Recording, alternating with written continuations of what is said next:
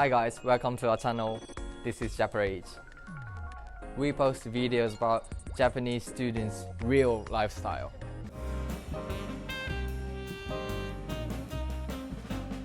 Today, we have 3 international students from Global Communications, and I'm gonna ask some questions about study abroad in Japan. So let's get started.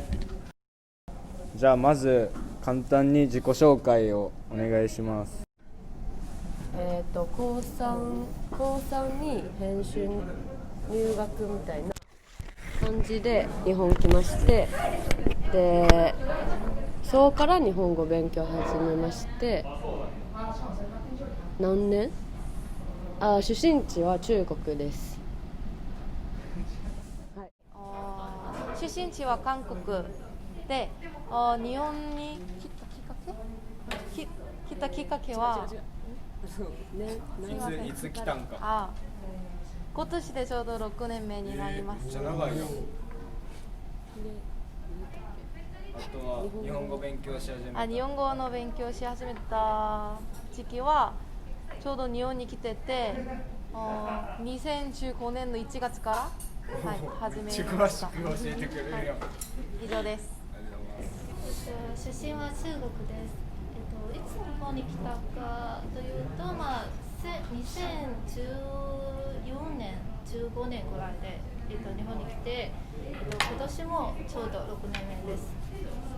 日本に、なんか日本語初めて勉強し始めたのは、中学校、1年の時、なんか日本語に興味があって、なんか日本語塾に通い始めました。出身地はちなみにどこですか？中国の江西省。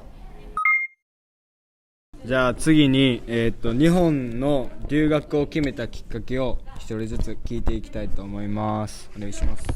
はい、日本に来たきっかけは、高1、高2は中国で勉強したんですけど、めっちゃ嫌でそれで来ました。私は親戚が日本で20年ぐらい住んでて、高校の休みの時々日本に旅行として来てて、日本の文字とか文化とかが韓国と違ったところがすごく気に入って日本で留学してみようかなと思ってました。以上です。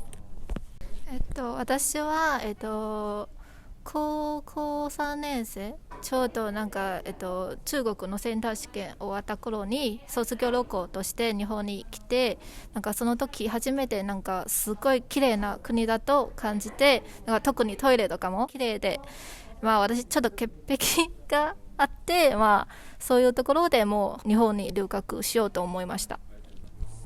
次は日本の生活で大変やなって思うこととかありますか？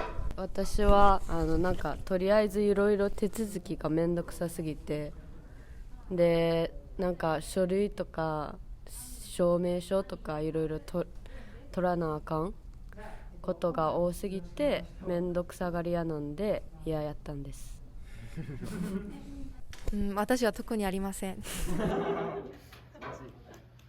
なんか来たばかりの時は結構ゴミの分別に苦労しました。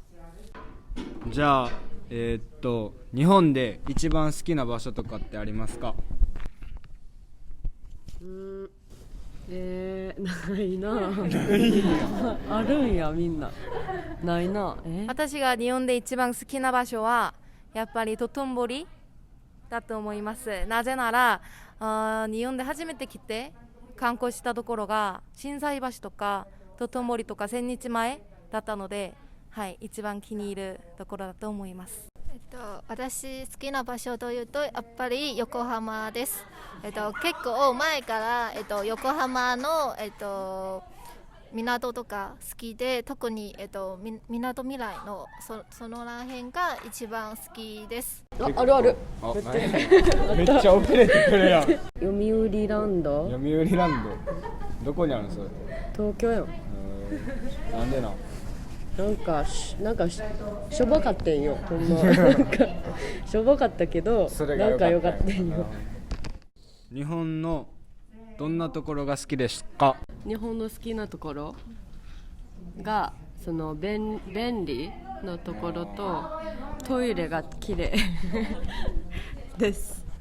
遠回しを使うんじゃないですか、日本では。で、相手について相手に傷つかない話し方が一番日本の好きなところではないかと思います。バリしっかりしてるやん。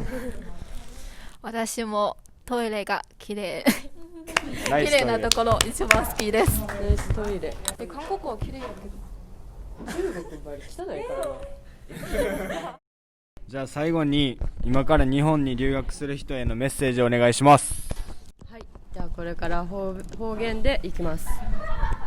我晓得你们现在要来留学的时候啦，可能就会比较辛苦，然后又有这个疫情，然后你们来了以后啦，要隔离14天。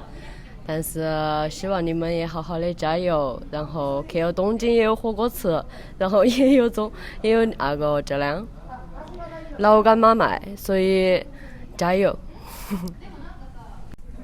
한국과는 다른 일본의 문화를 체험하고 싶으신 분들은 꼭 일본에서 일본 유학을 해보시길 바랄게요. 화이팅!